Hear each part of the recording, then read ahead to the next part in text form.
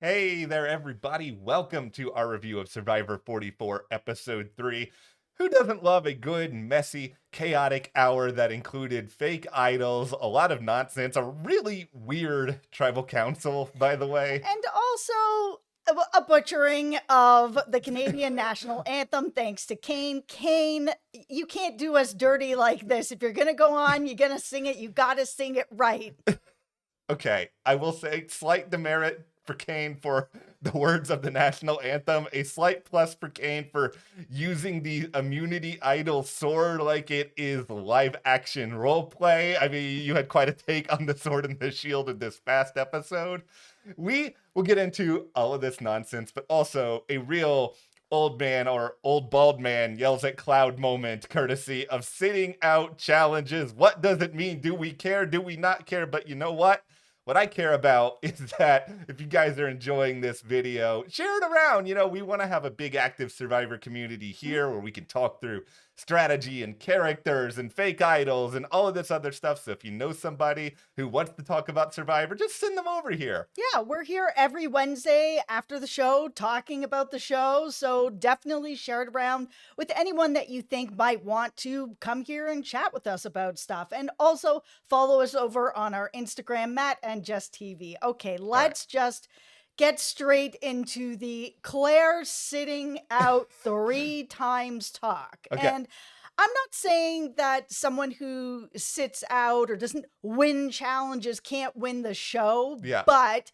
I think the way that Claire went about this, it made it way more difficult. So it's not surprising that she actually ended up going out tonight because every time she was like, kind of like, oh, I'll sit out, her reasoning for it was basically, I'll sit out to make the tribe as strong as possible. And I mean, yes, there's some strength and some endurance, but there's also some mind, puzzling going on in these challenges too.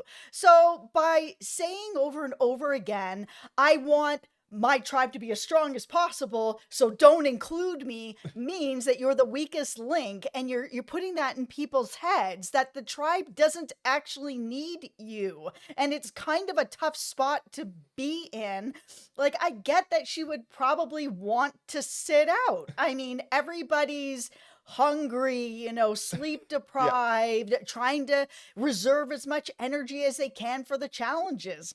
Sitting out means that you don't have to expel any energy. And if I was on the tribe and you were sitting out every time, I wouldn't be that happy about it if I'm using my energy.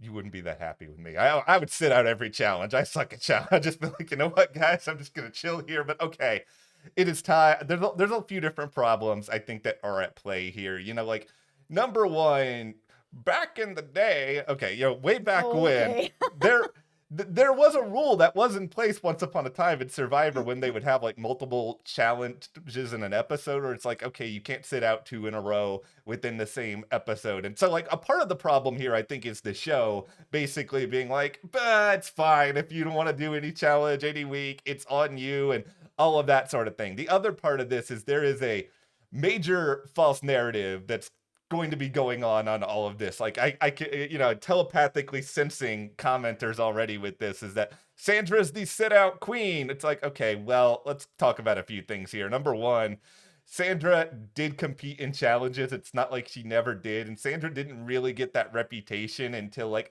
later on in her Survivor career. And this is somebody who has played multiple seasons. And at that point, Hmm.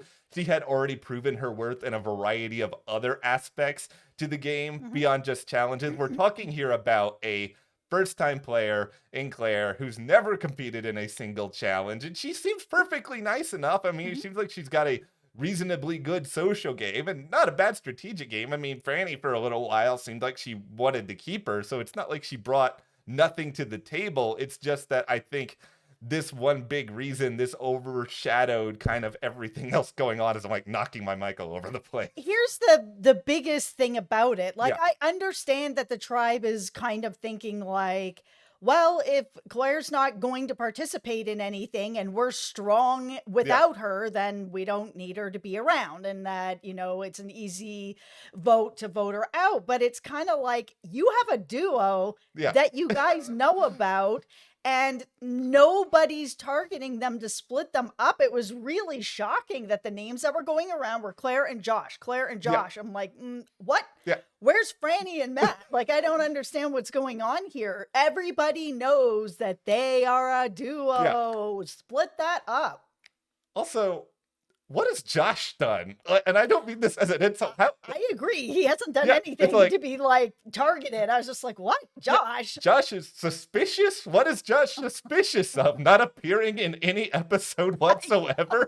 Like, I have no idea who Josh is. And Josh may be awesome, but it's like they've given Josh 0 screen time, like, whatsoever. And so it's like, I can't have any like take on him in the game. But yeah, the Matt and Franny situation is so freaking weird to me. Here's the only tinfoil hat I have about this, and they didn't show this on the show, so I can't even really argue that it's real. But Matt is such a threat now because Matt has this immunity idol that they're all so afraid that Matt is going to play, even though this isn't even a real idol. Right, but only one person knows that. He doesn't know that. But I mean, Danny just told everybody that he's got this idol. So I was shocked that this plan didn't work. And I get that Danny was like, hey, I thought that this would, take some smoke off me, put some smoke on Matt.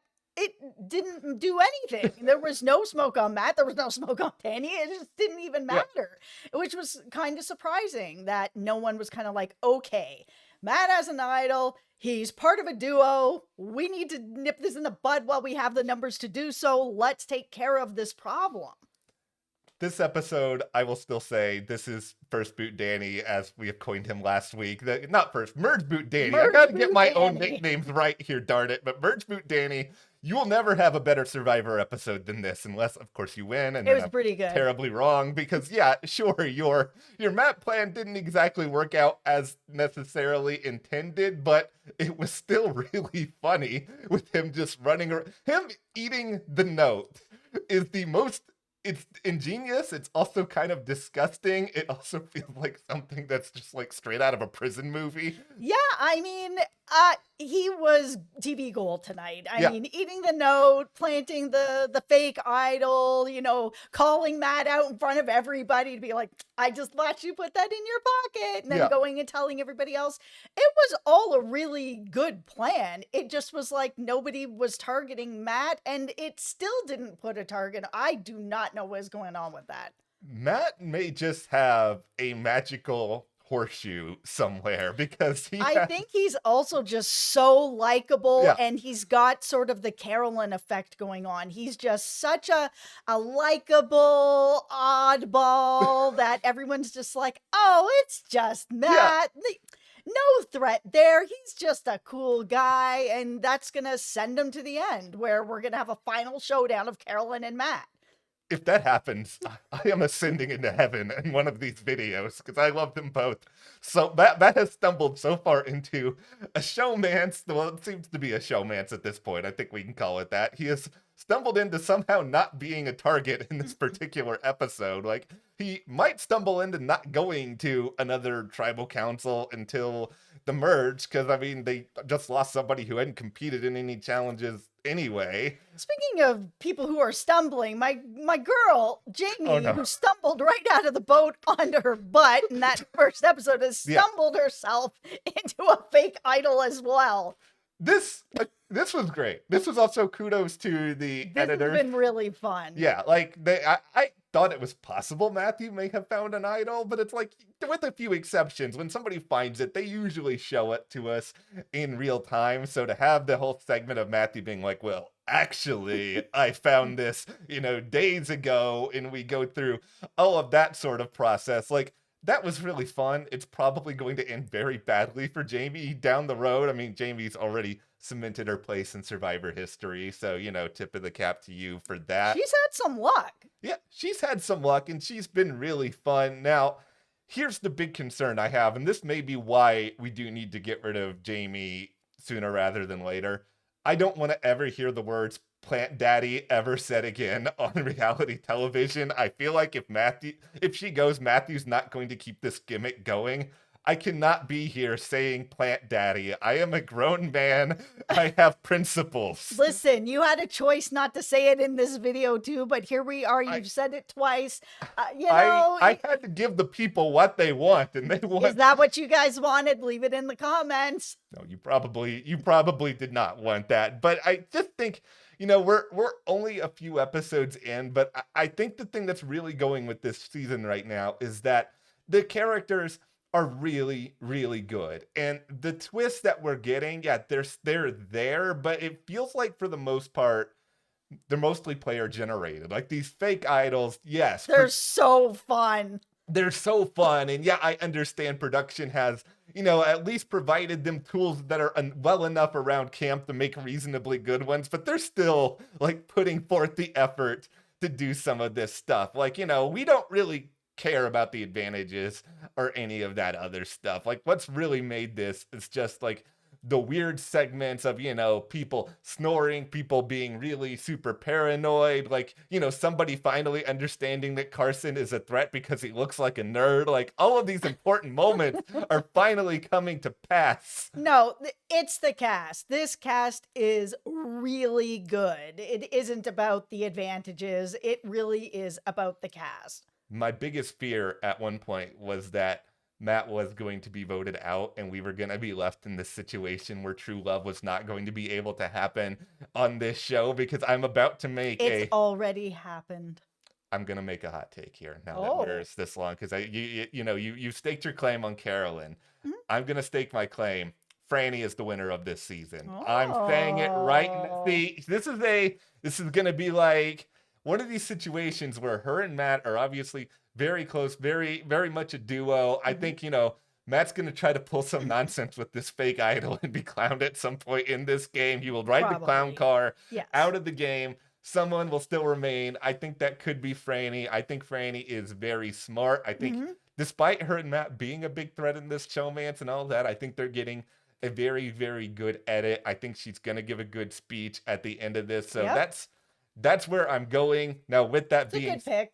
with this being said, I do want the Matt and Carolyn final two, just for like the fun and the comedy, and that is the ideal entertainment end of this season. I would love to see those speeches. Okay, all right. Well, we will be back to discuss more Survivor down the road. So hit that subscribe button. I'll share this video around to everyone who could be a fan of it, and we will see you here next time.